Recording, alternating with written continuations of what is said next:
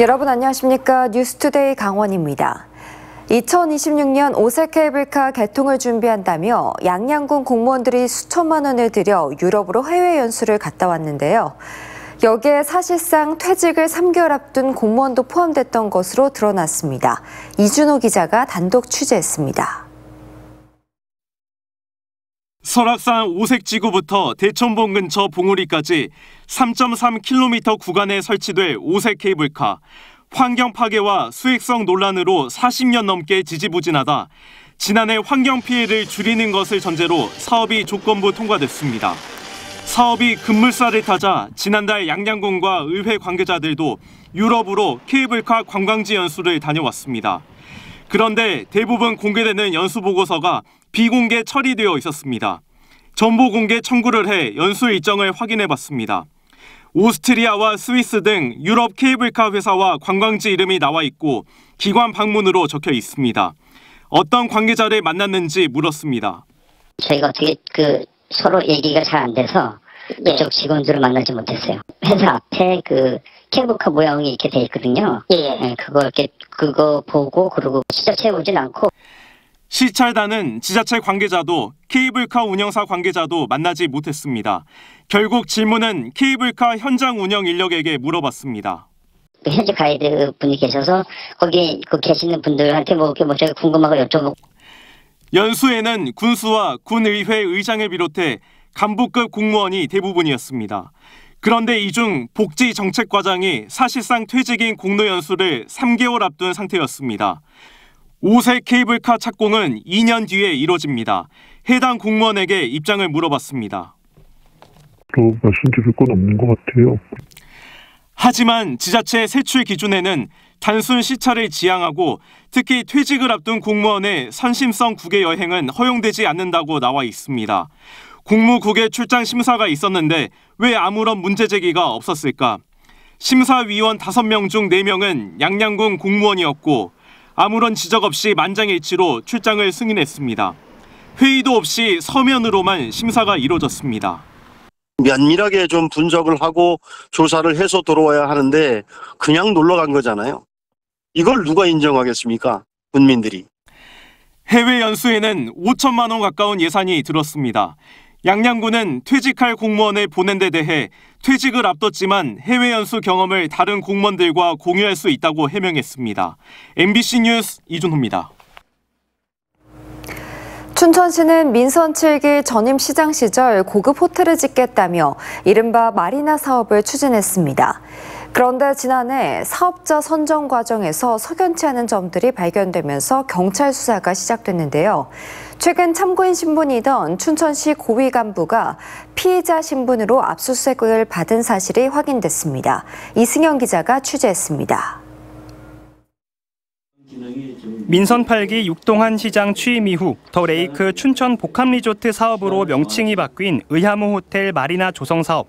삼촌동 일대 7만 제곱미터에 호텔과 관광시설을 조성하는 사업인데 지난해 갑자기 중단됐습니다.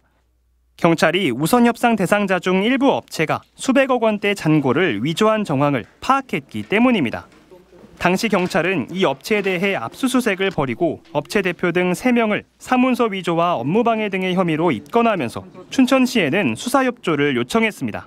결과에 따라서 하겠다는 말씀드리고 시장으로서는 이 수사가 잘 마무리돼서 당초에 했던 그게 계속 이루어지기를.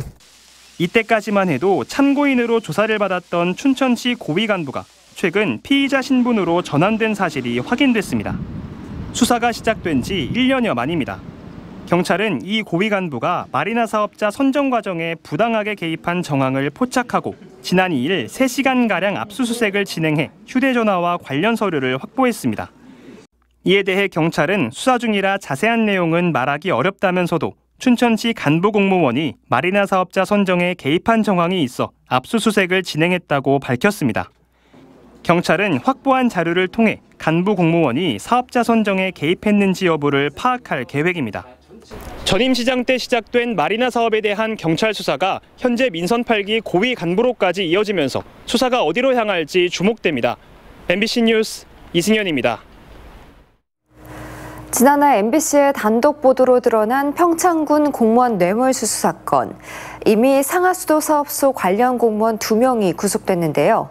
경찰이 추가로 상하수도 사업소를 압수수색하면서 수사를 확대하고 있습니다. 구속된 상하수도 사업소장의 후임도 수천만 원의 뇌물을 받았다는 혐의가 포착된 겁니다. 유주성 기자입니다.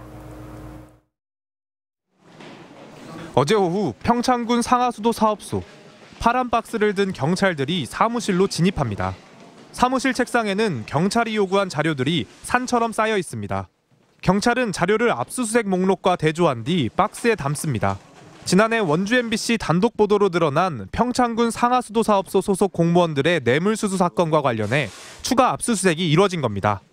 관련 공무원 2명이 구속된 데 이어 추가 압수수색까지 진행되면서 경찰 수사가 확대되고 있습니다. 경찰이 압수한 서류는 민선 7기 시절인 2020년부터 2022년까지 만들어진 자료들로 김모 과장이 상하수도 사업소장으로 근무하던 당시 만들어졌습니다. 김 과장은 수억 원의 뇌물을 수수한 혐의로 구속된 지모 과장의 후임으로 상하수도 사업소장을 맡았는데 같은 민간업자에게 수천만 원대의 뇌물을 수수한 것으로 알려졌습니다. 경찰은 관련 서류는 물론 김 과장의 개인 휴대폰도 압수했습니다.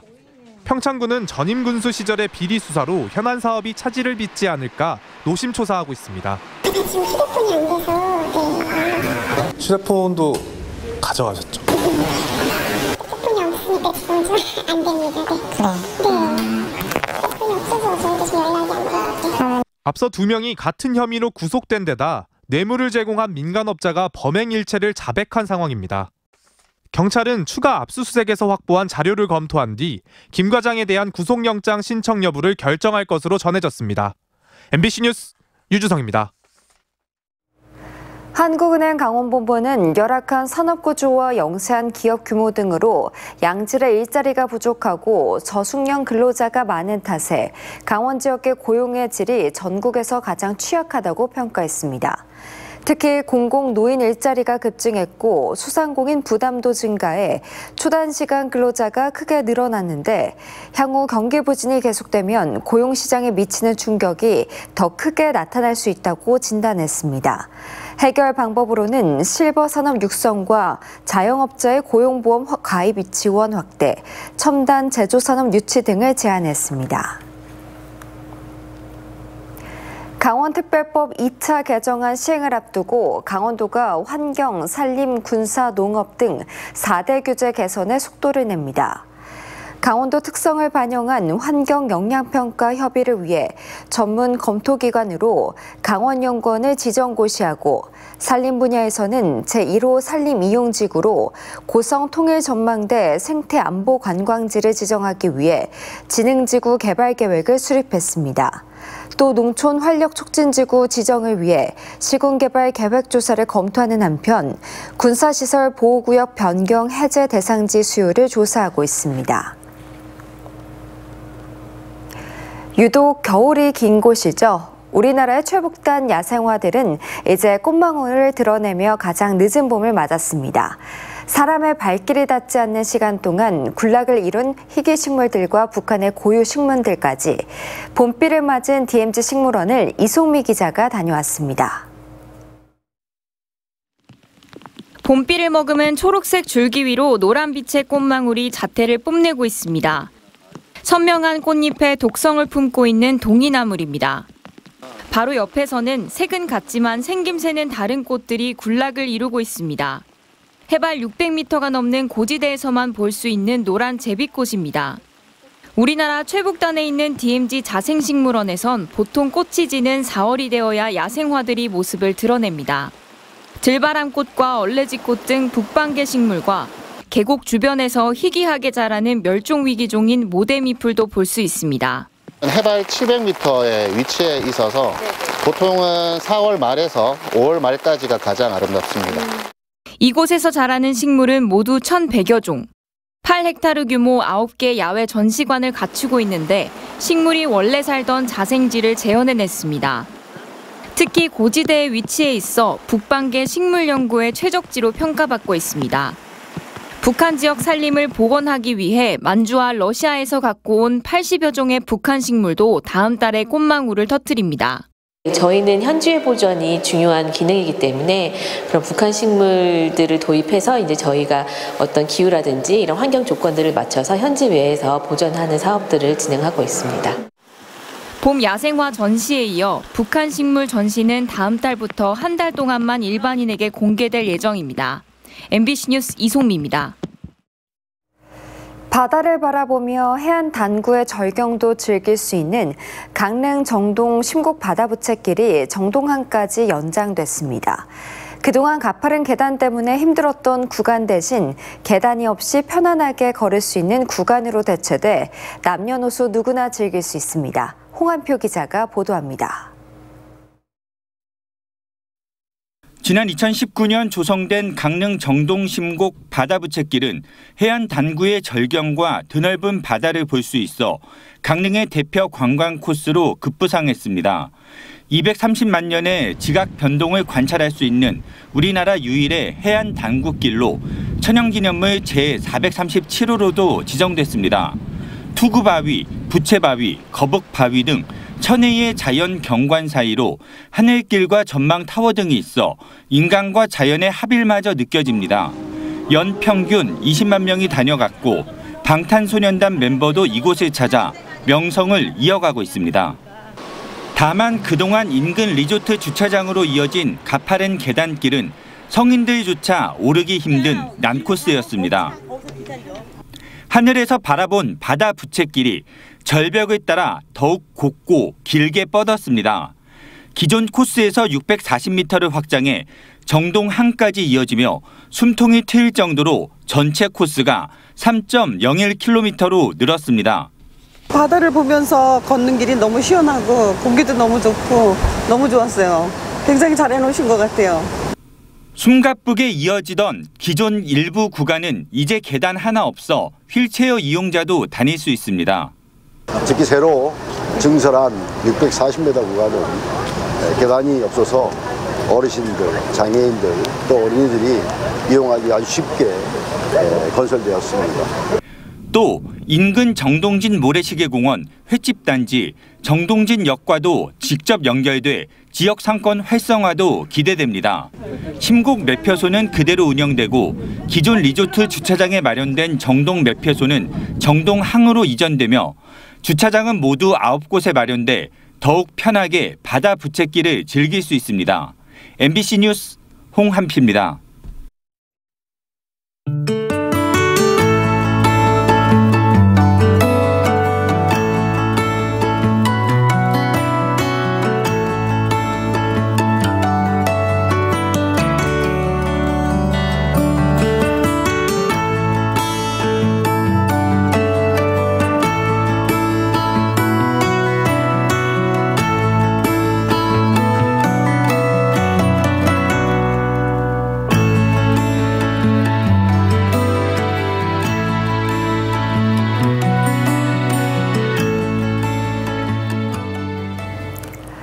지난달 강원도 민간 아파트 분양 가격이 3.3제곱미터당 1,462만 원으로 1년 새 170만 원이나 올랐습니다.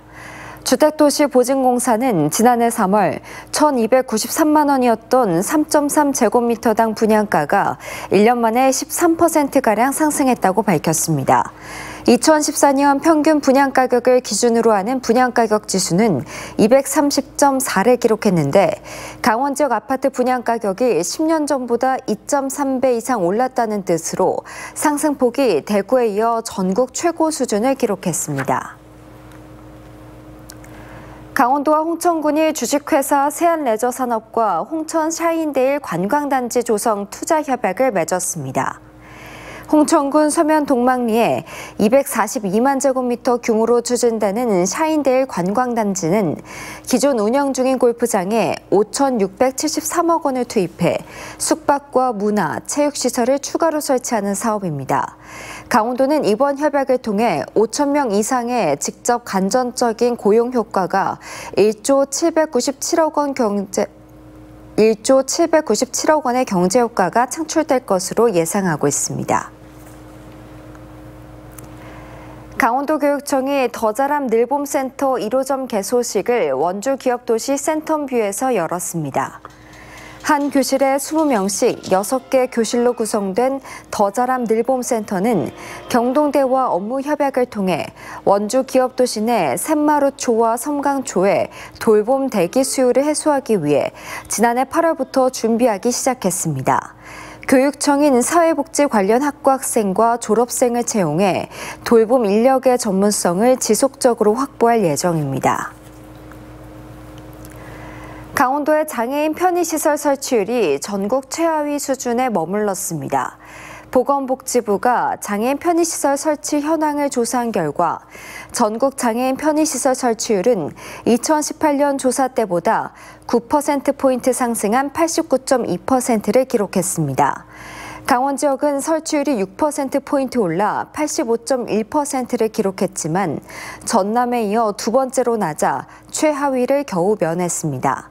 장애인 편의시설 설치율이 가장 높은 지역은 세종, 다음이 서울입니다.